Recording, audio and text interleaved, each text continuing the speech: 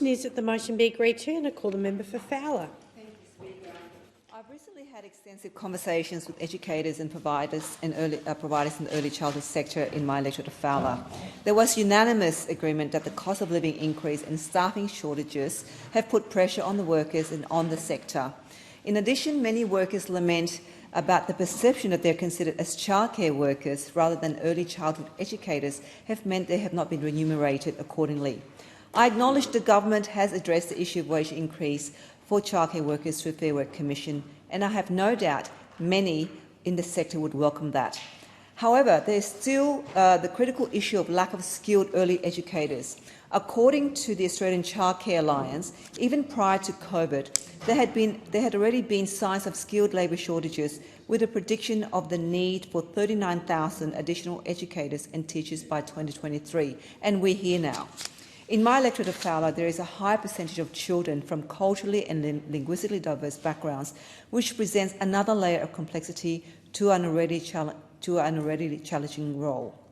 We're asking educators to care for our most precious beings, that is, our children, while at the same time we're asking them to provide a positive environment for our children to learn, to socialise and interact with other children.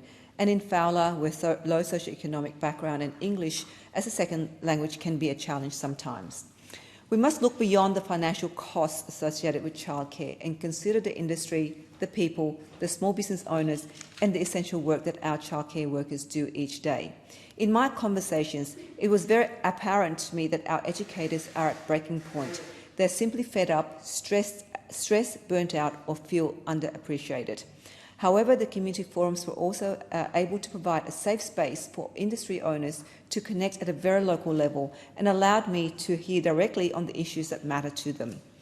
For example, simplifying the New South Wales staffing ratio to be equivalent to that of the National Quality Framework of 1 to 10, while small, would have the biggest impact for small and medium childcare centres. Local providers would also benefit from a simplification of the early learning cadetship training model, so that experienced childcare workers who wish to upskill from a Cert 3 to an ECT degree can be fast-tracked through their degree based on their lengthy career in the sector. I agree with my local providers on the issue of training. We should be helping educators grow and thrive in their careers by recognising all their qualifications. They also told me that they're left out of pocket from the government's current inclusion support program, which provides $25 an hour to hire an inclusion support worker, but the actual cost with superannuation, work cover and leave is about $35 an hour. Staff shortages in the childcare sector have certainly forced the small business owners in my area to compete on salary. This on top of the potential increased wages under the new IR multi-bargaining laws, as well as overall inflation, is crippling the industry in Fowler. I do agree that our educators deserve recognition for their amazing and tireless work through the bigger paycheck, but we must also consider the 60 to 70% of a centre's operational costs relate to payroll, which forces small businesses to increase their prices just to stay afloat, and this will affect families in Fowler. There is so much that we can change, review and discuss when it comes to childcare. As policymakers, we need to consider all the implications of our decisions. I recently learned that university students who are already working in one childcare facility must leave that facility to do their practical course at another provider, in essence taking away a valuable team member and placing additional pressure on the centre.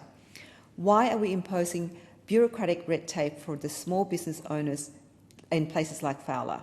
That's right, small business. After all, the childcare centres in my community are a part of the 71% of New South Wales providers that are small to medium-sized businesses, meaning that they're facing the same challenges as any other businesses, such as bakery, restaurant or retail outlets, whether it be energy bills, staff or loan repayments. Is there a solution to this? I believe the only way we can move forward is to continue to engage with the industry and with our local community, and of course, every state and territory must commit to easing the burden of the workforce. After all, we are talking about our children. Their welfare and well-being is the foundation for the future of our country. Thank you, Speaker. I